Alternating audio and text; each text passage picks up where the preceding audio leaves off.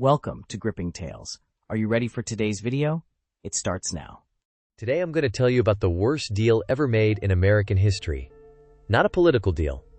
Not a business deal. I'm talking about the kind of deal that echoes through bloodlines, that poisons family trees, that turns your great-great-grandfather's desperation into your own personal nightmare. It's November 17th, 1863.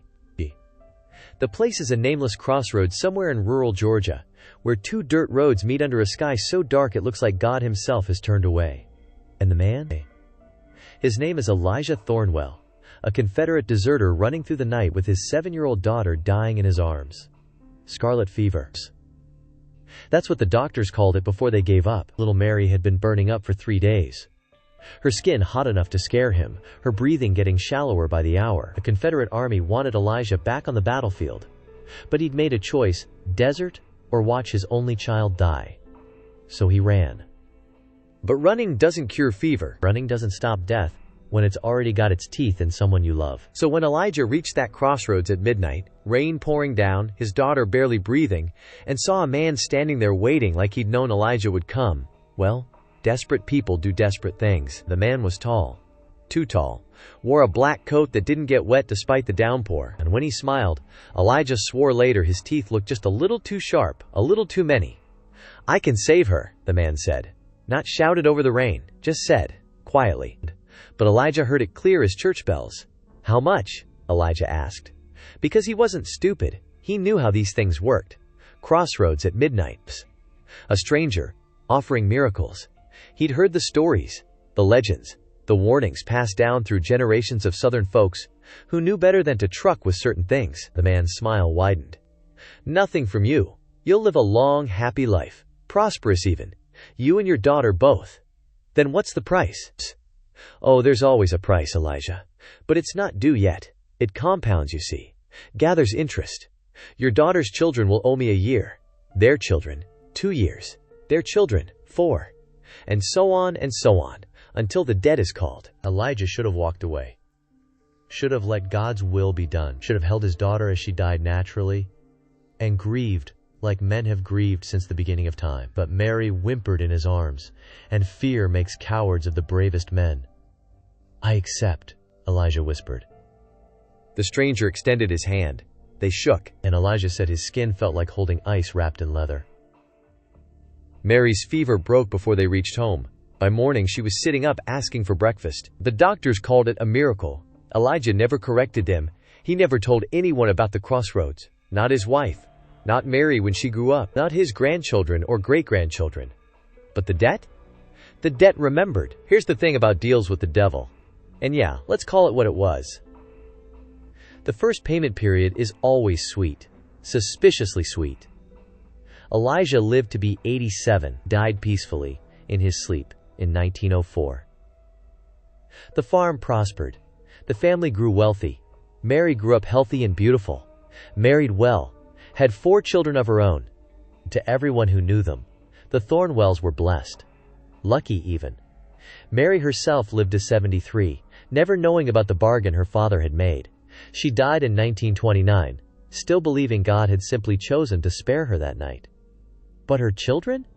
That's where the shadows started creeping in. The oldest, Thomas, was the first to feel it. Started having dreams in his 40s. Dark dreams. Dreams of crossroads, and a man in a black coat who smiled with too many teeth. Dreams where he'd wake up with a taste of copper in his mouth and a voice whispering, "1 year. The debt is 1 year now." He thought he was going mad. Started drinking to silence the dreams. Died in 1947 at 58. Exactly 1 year younger than his mother had been when she died. Coincidence? That's what the family thought. Tragic, but these things happen. His siblings lived full lives. 72, 74, 71, all just a year or two shy of their mother's age. Still looked like coincidence. Still looked like bad luck.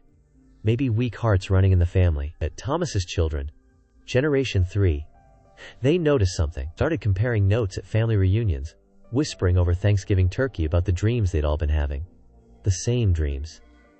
The same man. The same crossroads. And they all died young. Not one of them made it past 70. By the 1980s, the surviving members of Generation 3 started doing math. Sarah Thornwell, Thomas's youngest daughter, was an accountant, good with numbers, and she laid it all out on her dining room table. Birth certificates, death certificates, family Bible records, going back to Elijah himself. And there it was, the pattern. Clear as day once you knew to look for it. Each generation lived approximately 4 years less than their parents. Not random, not genetic disease. Exactly 4 years, and all of them, every single one, reported the same recurring dreams starting around age 40. A crossroads. A man in black. A voice saying, "The debt grows. 4 years now. 4 years. For the sin of your grandfather's grandfather."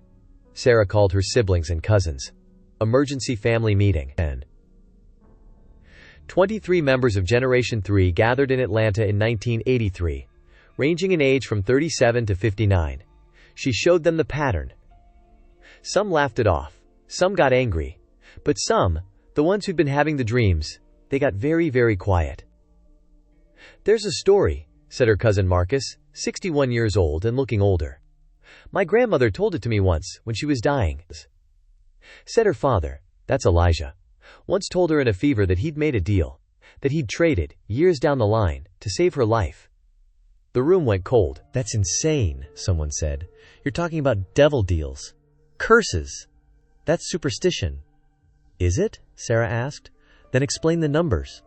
Explain the dreams. Explain why not one of us is going to live past 70 when our great-great-grandfather lived to 87. No one could. They tried everything. Priests, preachers. One cousin even found a root worker down in Louisiana who tried to break the curse. Nothing worked. The dreams continued. The deaths continued. Like clockwork. Of Paris. Marcus died in 1985 at 63, exactly 4 years less than his mother. Sarah herself died in 1998 at 62. 4 years less than her father. By 2010, Generation 3 was gone. All of them. Not one made it to 70. And Generation 4? They were starting to have the dreams. Generation 4 wasn't going to take it lying down. These were modern people. Born in the 1960s and 70s. Raised with internet and skepticism. They didn't believe in curses. Not really. But they believed in patterns. In data. In finding answers. Daniel Thornwell, Sarah's son, became obsessed, quit his job as a software engineer to investigate full-time. His cousin Rebecca, a lawyer, helped him dig through historical records, family documents, anything that might explain what Elijah had actually done in 1863. They found journal entries, letters, and finally, in 2015, they found Elijah's diary, hidden in a trunk in an old family home in Georgia. The entry from November 17, 1863, made their blood run cold. "I have done a terrible thing, a necessary thing. Mary lives, and for that I cannot repent. But I have sold what was not mine to sell, the years of children not yet born." The man at the crossroads made it clear. The debt doubles with each generation. 1 year for my grandchildren. 2 for theirs. 4 for theirs. 8 for the next. By the time the final generation comes due, they will owe 16 years, and then the debt is called in full. All the years, all at once. Every soul descended from Mary will pay. God forgive me. I could not let her die. Daniel read this to the family over a video call. 31 members of Generation 4, all gathered virtually, because they were scattered across the country now. Silence, long and terrible. 8 years, Rebecca finally said. We owe 8 years. If the pattern holds, none of us live past, what, 62? Daniel did the math. His mother, Sarah, had died at 62. Subtract 8 years. 54, he whispered. None of us will live past 54. Here's where it gets wild, because Generation 4 wasn't just going to accept death. They had resources, money, education. They were going to beat this thing. They hired folklorists, demonologists, even a physics professor who specialized in theoretical time and causality.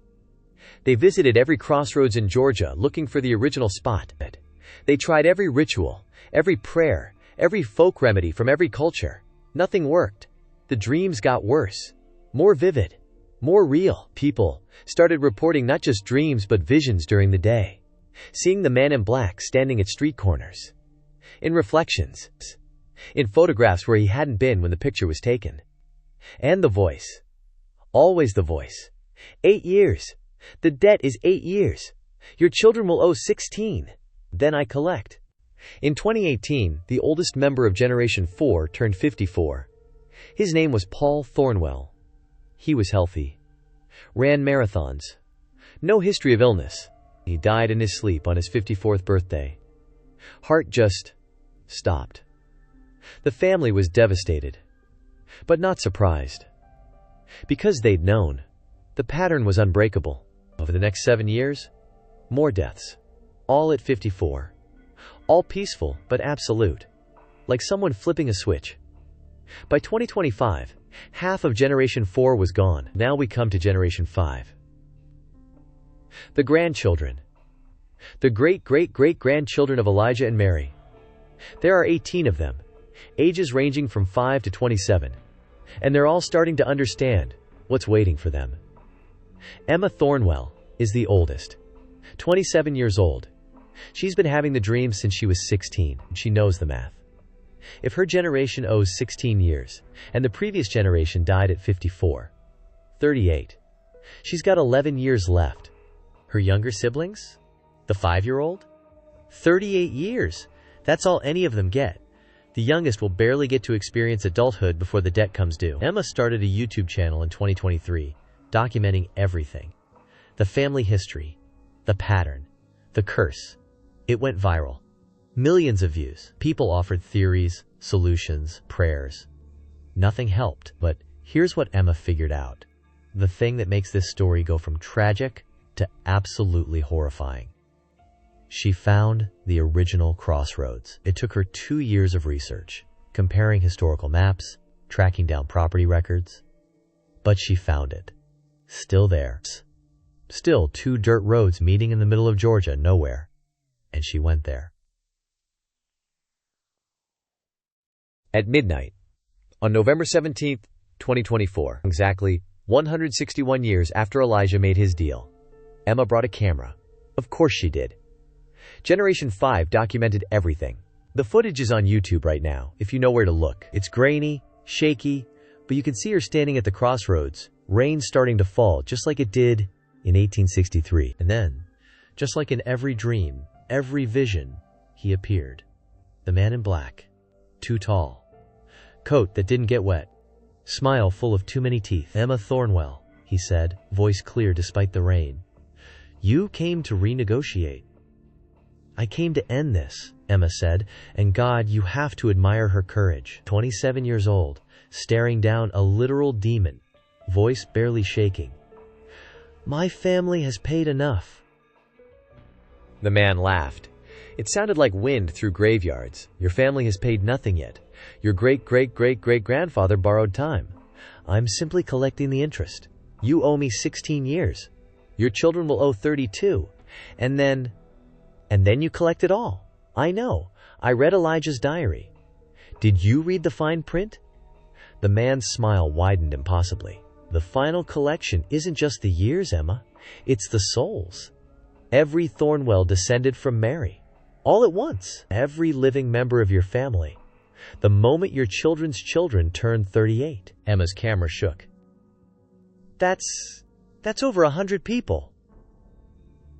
143, actually. I've been keeping count. He tilted his head. You want to make a new deal? Break the curse? It's possible. But the price is steep. What price? One life now, freely given, to break the chain. A Thornwell must choose to die. Tonight. Here. No compulsion. Pure choice. Then the debt is paid in full. The rest of your family goes free. Emma was quiet for a long moment. Then, let me make some calls. What happened next? We know from the group chat. Emma started before she went to the Crossroads. She told them everything. The man's offer. The choice. One death now to save everyone else. 18 messages came back almost immediately. All of Generation 5. From 27 down to 5 years old. Well, the 5-year-old's message was from their parent, but still. Every single one of them volunteered. The older ones said they'd lived longest. It should be them. The middle ones said they didn't have kids yet. Their lives were worth less. Even the teenagers said they'd do it. Emma read every message. Sat in her car at the Crossroads, rain pouring, and cried. Then she wrote back, "We're Thornwells. We don't sacrifice family. We figure this out together. Give me one more night." But she didn't have one more night.